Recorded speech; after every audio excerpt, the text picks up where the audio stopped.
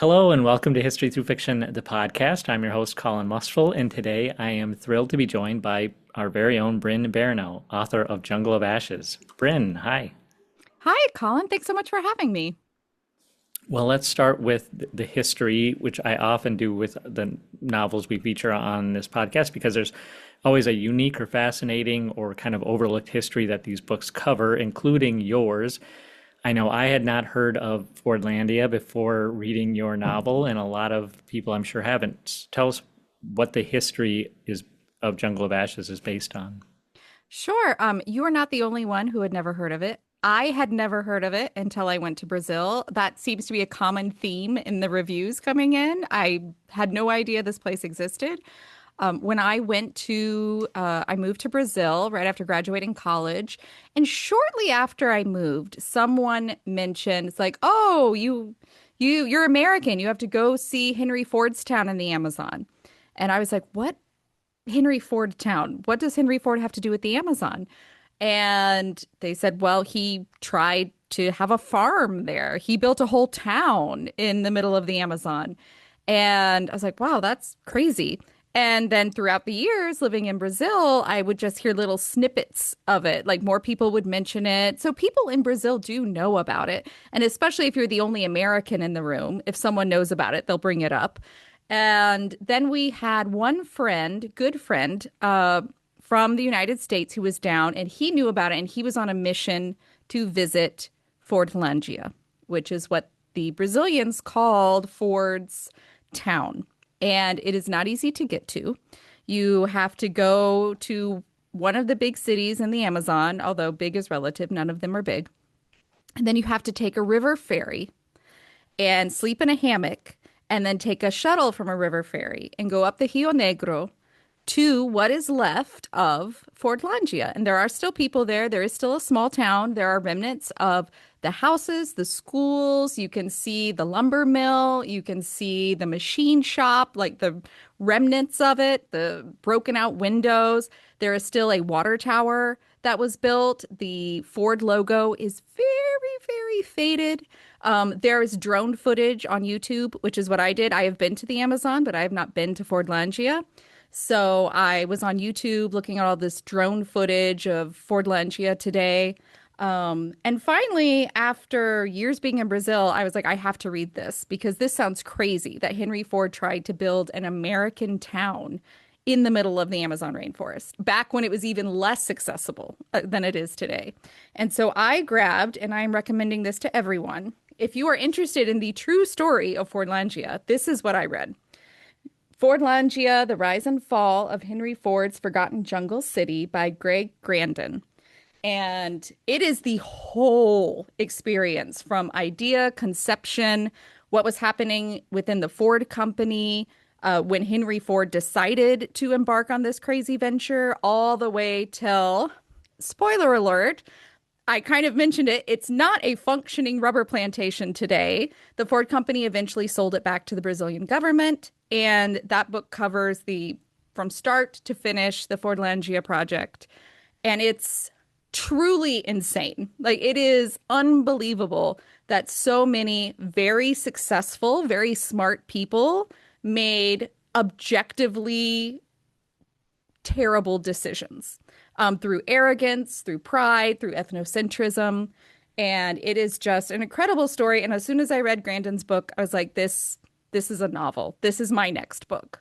So that is the history and my inspiration. Well, before we get into the novel itself, I'm really curious as to why, and maybe that's a question you can't answer, but in economics, we diversify because everyone is good at something and Hmm. it's the most efficient to do the thing you're best at and to trade and those sorts of things. So Right. what made Henry Ford and the Ford company think this was a good idea?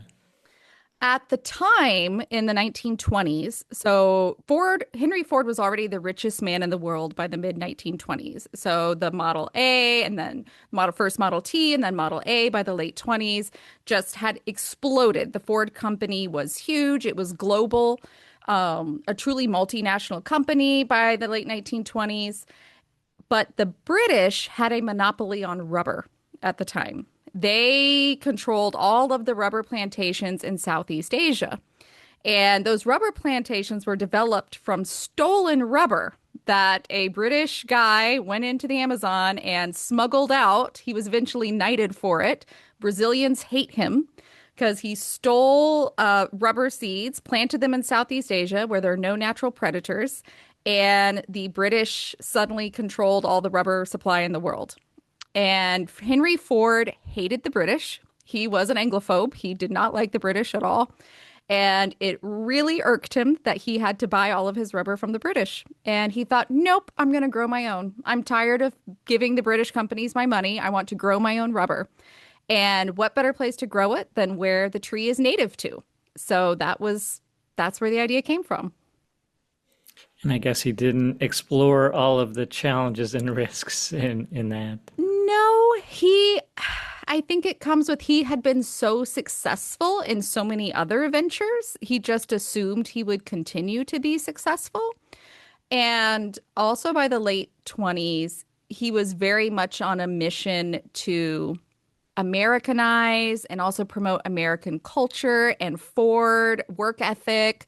And it wasn't just about economics. There was also a cultural aspect to it, definitely a lot of paternalism. The Ford Company in Michigan would very proudly talk about hiring immigrants, but the immigrants would go through an Americanization ceremony because it was all about the Ford work ethic would turn you into like a model American. And they would even have little ceremonies where they would get like Uncle Sam. I don't know if it was Uncle Sam, but they'd come out in red, white, and blue, like flags, wave American flags, and they would become American. So Henry Ford was very personally invested in making his employees not just good employees for the Ford Company, but what Henry Ford considered to be good people. Well, it's clear you know a lot about this history. Let's talk now about how you are able to bring this history to life through your characters, Joanna Rogie and Rafael, which I'll let you kind of pronounce in the Portuguese Sure. way. Tell us about these characters and how you use them to highlight this history.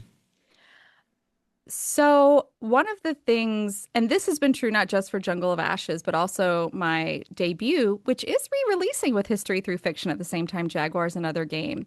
For both of those books, I was captured by a particular moment in history as opposed to a specific individual. Like a lot of historical fiction authors will write their story around a particular individual. I was more interested in this event, this moment, this place, Fordlandia, and the epic scale of it. Like sometimes the numbers are too big. So I wanted to humanize the cost of this endeavor. It's not just about bottom line. I mean, you can calculate the property damage after the riot in December 1930. But then 5,000 people lost their livelihoods after the riot. So it was very important for me to humanize this endeavor. And I really love looking through the eyes of young adults. I work with young adults in my day job at Georgia Tech. They are just stepping into the adult world. And those fresh eyes also give fresh perspective and it lets them question things. And certain things will surprise them because they're like, oh, I thought this adult was actually a better person than they're turning out to be now that they're being more open and honest with me, now that I'm interacting with them as a peer. So I picked two young adults who fall in love for the first time. And that relationship allows them to see into each other's culture. So Joanna is American, Rafael Caetano, but you can say Rafael. But Rafa is Brazilian. And that is also my story. I'm American, my husband's Brazilian, and they say, write what you know. So I used two young people falling in love for the first time and how that experience really opens you up to new experiences, not just through your partner, but also just the world around you.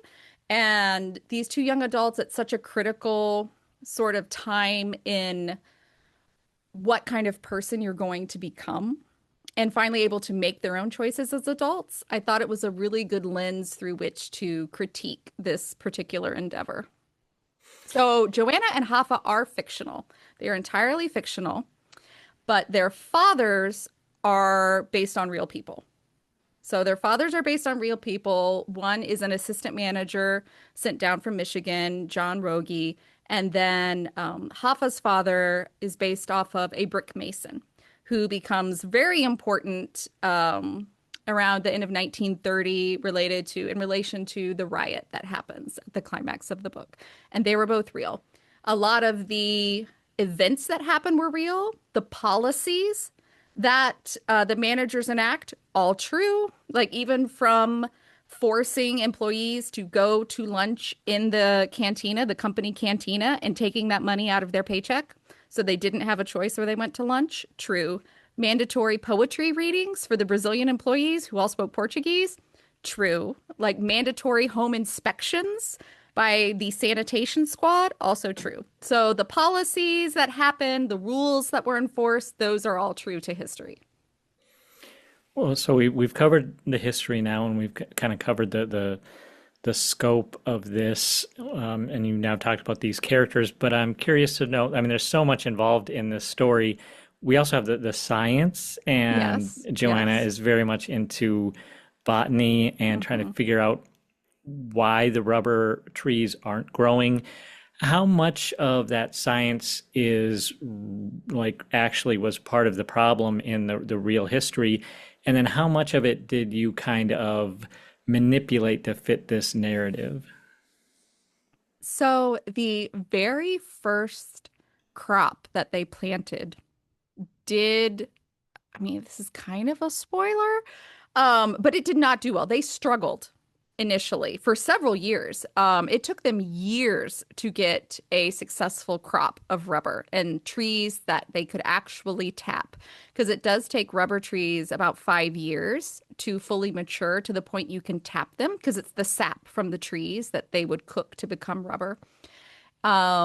So they knew it was a long-term investment, but then all these failures up front and the struggle to get a healthy, viable crop set them back years. And so that science, the struggle to be like, why are these trees not thriving in their native environment? That was true. That they did struggle with that for years at Fordlandia. And I just have the character of Joanna comes in and it's like she figures it out before any one of the Ford managers. That was also kind of a spoiler. I don't know how you're going to do spoiler. Maybe someone could edit that out. But she comes in as the only sort of plant-oriented person, like a botanist. She's a future botanist. Because that was also true. The Ford company did not send down any botanists or farmers or agricultural experts. They sent down engineers and architects and administrators, accountants. They didn't send down any botanists or anyone familiar with the local plant life. So those struggles with the rubber crop and the rubber trees are very true. They are accurate. This is your second book set in Brazil. You already mentioned that you married a Brazilian, that you went down, you lived in Brazil. What brought you there? What was your experience like in Brazil? Well, I was finishing up my master's at American University in Washington, D.C., and I was working for one of the Fulbright programs called the Humphrey Fellowship. And this one year, one of the fellows was a very handsome judge from Rio de Janeiro. And so I worked with him for a year and we started dating. And then I was finishing my master's and he invited me down to Rio. And so I went down after I graduated and ended up staying for 14 years. And next year will be our 20th wedding anniversary. And we have a 14-year-old daughter. It worked out that one particular adventure. But yeah, I lived in Brazil for 14 years, 4 of those years in Rio, and then 10 of those years in a city called Vitória, which is the capital of the state of Espírito Santo, just north of Rio de Janeiro state.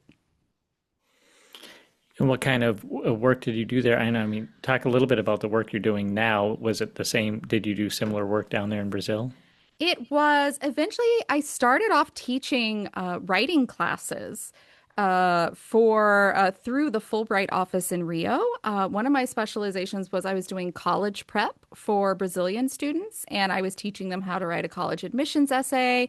I also gave some like English for academic publication courses, um, just getting Brazilians familiar with an American writing style, because culture is also reflected in writing. And I'll give an interesting example of that. Um, Brazil is a very high context culture, which means they don't do a lot of yes and no.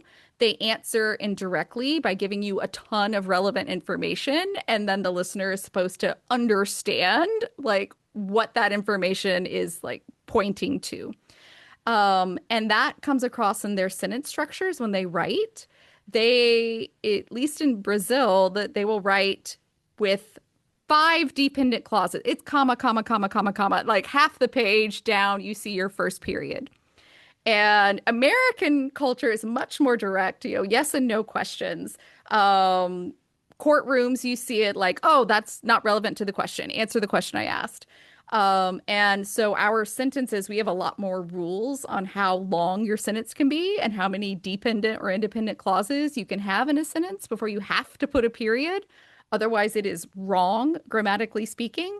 So one of the things I would have to teach is you've got to shorten your sentences. Like I would just edit and then I would just be putting periods. Like everybody's like, this needs a period. Now we have a period. I don't even remember what the subject of this sentence is. You've gone on for so long. Period, period, period. So that was just an interesting, like cultural, like even if they knew the vocabulary, there was a cultural element to the grammar rules that they didn't necessarily know about. And that would keep their papers from getting published or their essays. They wouldn't be as strong in college admissions just because the writing style was different. So I taught those in Rio, and then I moved to Vitoria and I taught high school. And I taught an American curriculum to Brazilian students. They had an optional program at this private school where you could do a distance American diploma through Texas Tech University. And so you would take a full Texas high school curriculum in the afternoon after they did their Brazilian high school in the morning. So I taught U.S. economics to a bunch of Brazilians, how the Federal Reserve System works to a bunch of Brazilians. There are like 200 Brazilians who know how the U.S. Federal Reserve System works, which I think is about 150 more than Americans know how the Federal Reserve System works. And then I taught American literature, and I taught British literature, and I did not have to teach government. Those were my two mostly. I taught literature, like sophomore and junior level English language arts, ELA, and then economics. Those are the classes I taught to Brazilian high schoolers. Well, it makes a little more sense now. You did such a good job in your workshop for our conference. You're a very good teacher, and I see Oh, you've got thank the you. experience behind that. How good is the audiobook? Amazing. Amazing. Like this was also just the coolest thing because my debut did not have an audio version. And my brother kept joking. My brother has never read my first novel, and he keeps like, when's the audio version coming out? Like that's just like, when's the audio version? And now he has no excuse because there is an audio version. Um, it's amazing. Caroline did an amazing job, and she put so much work into it behind the scenes because she had never done a Brazilian accent. And she was not going to just do a slight variation on a Hispanic accent. She put in the work. She asked for recordings of correct pronunciations. And I pulled in my husband so she could hear a native because I don't sound Brazilian when I speak Portuguese. I have a thick American accent. So my husband sent her recordings of native pronunciation, and it's really not fair her being an actress. She now says Portuguese words better than I do because she's just really good at mimicking accents. It's amazing. She does an amazing job, and you don't have to take my word for it. You could go read the reviews on NetGalley or Goodreads and see all the people saying what an amazing job she does. But also, I just so deeply appreciated the respect and care she took with the Portuguese that was in there and the Brazilian names and how much she wanted to get that right. Um, yeah, so she's not just super talented. She's also like such a good person. I really like Caroline's amazing. I'm her number one fan now. I guess that makes me number two. Well, once Jungle of Ashes sells tens of thousands of copies, and we'll move the we'll do an audiobook of Jaguars, another game. That's it. That's it. Okay, everyone, if you want an audio version of basically, I'm talking to my brother now. If you want an audio version of Jaguars, we have to sell 10,000 copies of Jungle of Ashes to pay for that. All right. I like a goal. I like firm numbers. So, um, obviously, I would ask Caroline to do Jaguars if Mhm. we ever got to that point. Well, let's talk business. I'm your Hmm. publisher. Yes. You're the author. Uh, Tell me about the process of getting this thing published. Tell me about the experience of being an indie author, working full time, being a mother, putting your stuff out there, changing publishers, all that kind of stuff. If you can, I know that could go on for a while. Whew, yeah, that could have been the first question, and then we talk about that for the next 2 hours. I will try to give you the condensed version. And that condensed version is I had an agent with me when I published my debut in 2022. And it was with an independent press. It was a traditional contract with an indie press, very small. I would say smaller than History Through Fiction. And I was their first historical fiction title.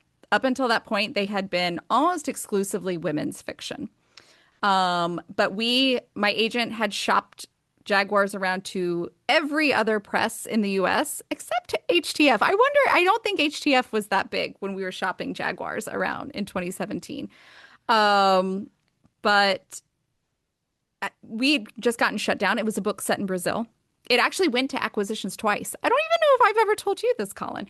Jaguars, another game, went to acquisitions twice. Both times, marketing shot it down, saying they didn't think it would have enough of a domestic audience because it was set in Brazil. And so there was no place left to go. So I jumped at the chance to publish with Orange Blossom. And I have to say, they believed in the book. Long term, I now recognize it was maybe not the best fit because they were seen as a women's fiction, niche indie press. And so I published with them. And right after I published with Jaguars, I went on sub with Jungle of Ashes through my agent and was getting like the same feedback. Loved the book, loved the premise. I couldn't think of how we would launch it in a big way. Like for 2 years, I couldn't think of how it would blow up. Loved it. The writer has promise. Unfortunately, it's just not a great fit given what's working for us right now. And that was the feedback we were getting, like nothing actionable, nothing about the writing. And so after 2 years, I told my agent, it was like 2024, and I was like, I think maybe I want to self-publish this. I don't want to do an indie press like right now. And so I parted with my agent. I mean, amicably. She's great. She's still a champion. Like we like all each other's posts on social media. Um, but I had gone back to work full time. I wasn't writing anything new because I was working full time, single parenting. My daughter had just started middle school. My husband was still living in Brazil full time. That's a whole other story. The transition to middle school was a little rocky, and I was needed to be on duty for parenting in the evenings. So there was no new book coming. So since I didn't have anything else for my agent to submit, we decided it was best to part ways. And then what became Jungle of Ashes and was just called Fordlandia on my computer sat for like 6 months. And I had been thinking, because thanks to Jaguars Another Game, I had done What's New in Historical Fiction with you. So I was aware of history through fiction. And I kept thinking, it's like, man, if I can get a chance, get a moment to look at this manuscript, to update the query materials, I would really love to submit it. And then inspiration struck. I wrote a whole new first chapter because the very first chapter was very boring. I needed a more dynamic first chapter. Wrote a new first chapter, wrote a new query letter, and I sent it to you in March of 2025. And like you were my last shot. I was like, this is such I think this is a perfect fit. Like History Through Fiction's mission of, really well researched historical fiction, like emphasizing the history, unknown history, very well researched history, but still an entertaining narrative. I was like, this is a perfect fit. Like, if Colin doesn't want my book, nobody will. And fortunately, you wanted it. And I have to say, Colin, your turnaround to offering me the contract is the fastest anything has ever happened to me in publishing. So thank you for being so professional. You've set the bar too high. It was like 3 weeks you got back to me. I can tell you why. Okay, I would love to I was hear. still recovering from my hip replacement. I was on the exercise bike So you had every day. nothing to do but read. That's it. You just were like stuck in front of your Kindle or whatever you were reading Yes, on. I was reading on my Kindle while And doing the here I thought exercise you were going to bike. say you were just so captivated by the first page. You read it without stopping in a day. That's what I thought you were Well, going to not say. quite, but I mean, it obviously I did enjoy it, and that's a part of like the review process is you want to keep coming back to it, you want to keep reading more, and it's a good story for people to hear beginning to end because we have such limited resources as a small independent press, like I'm sure all of them do, and it does pay off to find another way to connect because we Hmm. have so many submissions coming through, and we without having that spark, it's a lot harder to have your submission accepted. But yeah, I met you doing what's new in historical fiction, and then we had the added bonus of the tech didn't work, so I had to The invite tech you didn't work. back. Then it was just out of pity. I'm like, well, let's just publish your book. I'll take it. I'll take it. It is so hard to get any press at all. I will take your pity press. I am not too proud. So, and I did get a new computer out of it after the tech failed that first attempt. My husband the next day felt so bad for me. He's like, "We're gonna go get you a new computer," because I was working on a decade-old computer. So it all worked out in the end. Well, and now you have this very nice microphone that you're using, and you're using it Yes. to launch a new podcast, Not Quite Losing It. Can you tell us a little bit about that? Yes. So, I mentioned that period where I separated from my agent because I wasn't writing anything because I had gone back to work full time. I was parenting and I just didn't have any leftover energy to write something. And it was like 2 years, and I just felt a piece of me was dying inside because my day job, while I get to meet so many amazing people, it doesn't really require the creative side of myself. And I missed it so much. And I am very fortunate that one of my best and oldest friends also felt the same way. She is working part-time, but parenting 4 boys and is truly the most creative person I know. And we were talking about how hard it is to prioritize your creative self when you are raising children and trying to make money to pay bills, and that those creative activities maybe aren't paying any bills. They're not teaching any skills like tying a shoe or putting food on the table or cleaning the kitchen. So it's hard to prioritize things you're doing just because you love them and they bring you joy. And we decided we wanted to talk about it and talk about those struggles. And we brought in one more creative mom.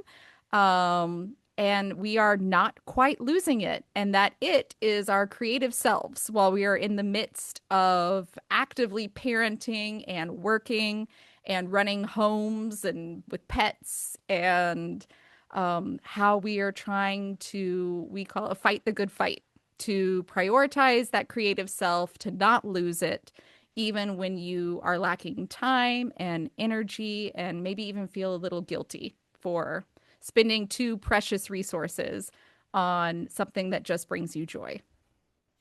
Well, I definitely think there are a lot of authors, a lot of creatives, a lot of parents that can relate to that. So I think that's wonderful.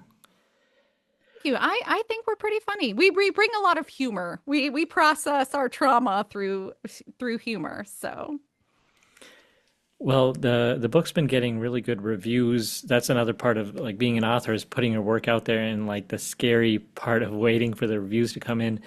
But they've been overwhelmingly positive. Tell me what that's been like for you.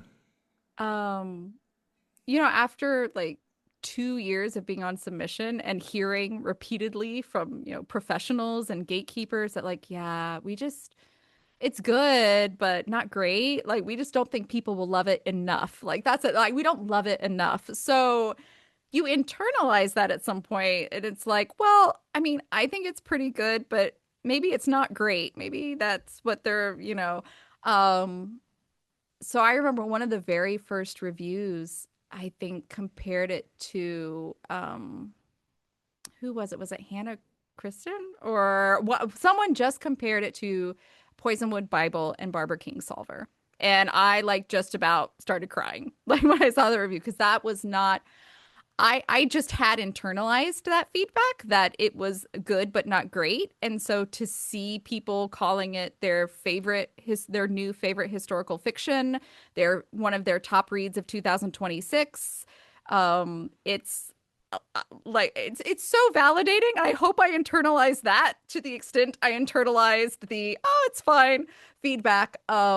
It's been just so wonderful and so validating and really has inspired me to like fight more for my creative output and really prioritize that because people have enjoyed it. People keep talking about in the reviews how they didn't know about this history. They're finding a lot of relevant themes to current politics and what current events happening right now. So people are learning about what I think is a really educational moment in American history, even though it's set in Brazil. And they're enjoying it while they do, and they're loving it. And so, yeah, it's been the best surprise, actually, how much people have loved the book, really. Well, I think we can call your book tour the Brynn Barineau Revenge Tour now. That's it. That's it. Yeah, it's really because, it's set in Brazil and it's like, well, who's gonna watch it? I mean, it's Ford. Not everyone's a car person. Maybe they think it's gonna be a car book. Um, there was one reviewer who was sad that it wasn't more about the Amazonian flora. And I was like, oh, well, maybe you should buy a book on Amazonian flora. No, it's pretty much just about the rubber trees. So if you're Well, expecting Amazonian flora, that's not my book. It's not an overview of Amazonian fauna and flora. Although there are some very memorable encounters with Amazonian fauna, for sure. I have to say that the love story was a little much for me. You're not a But romantic, Colin. You're not a romantic at heart.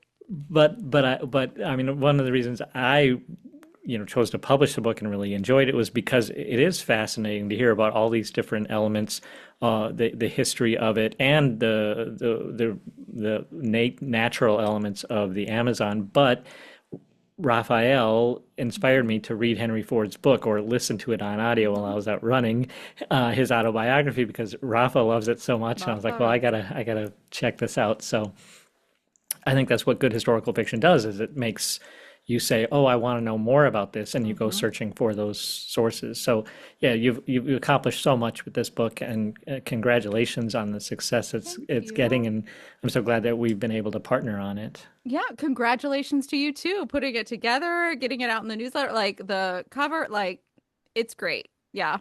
Go team. I'm Well, gonna get us t-shirts. let's do one more quick plug here because you are out doing in-person events, and I mean we do have listenership across the country and across the world. Maybe it'll be in their town. Where do you have some events coming up at? I'm very excited. I'm doing the launch event on May 19th. I'm not sure when this podcast will air, but we're gonna do one event at the Book Bird on May 19th in Avondale, Georgia, and that's gonna be in conversation with the amazing Lynn Cullen. She just had a book come out in January about Marilyn Monroe when we were brilliant, and the book is brilliant. So I'm so excited to sit and talk to her.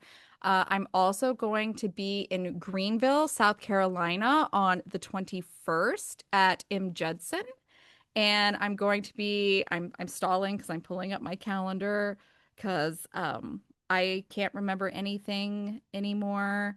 Um, and on the 30th, I'm going to be at the Pat Conroy Literary Center in Beaufort. I'm very excited about that. I've never been there, and the town looks gorgeous. I'm so excited to take a weekend there. And then I'm also going to be at Poe and Company with Kimberly Brock on, I believe that's the 23rd of June, 24th of June, 23rd. Yes, Well, I'm going to we be can we Bookmiser. can We can make send a tie. Like Colin, you asked me, it's going to be a lot around Georgia. Bookmiser in yes. Marietta, Bookbird in Avondale, M. Judson in Greenville, Pat Conroy in Beaufort, and Poe and Company, which is in Milledgeville. And that'll be with the amazing Kimberly Brock. And I'll be at Bookmiser in Marietta with Mary McMine, who wrote uh, Gothel. It's a retelling of Rapunzel from the perspective of Mother Gothel, which is really good. The Book of Gothel. There's the title, Book of Gothel. If you Well, like fairy tale retellings, highly recommend that one. I suppose people can go to brynninbrazil.com. Is that what? Yes, or you can follow me on Instagram. That's I keep up regularly, and I am in the process of making a little graphic that I will pin that has all the events. There is going to be well, I'm also I don't know if you've heard of this What's New in Historical Fiction YouTube. I'm doing that on the 31st. I will be in a hotel in Beaufort, actually. That is where I will be joining from. But I will put up, if you follow me on Instagram and Brynn Barineau, it's just my name, and that is where I do all of my updating. Or you can join on Substack. You can follow Not Quite Losing It on Substack. And I also do updates and we talk about our creative endeavors, which for me right now is Jungle of Ashes. So you can get some updates that way as well. Well, Bryn, thanks for joining me. Congratulations on Jungle of Ashes. Thank I'm so you. proud to have you as a Thank part of the you. team, and it's been a pleasure talking to you. It's been great. And guys, I will say if you have a historical fiction manuscript, I highly recommend History Through Fiction as your publisher.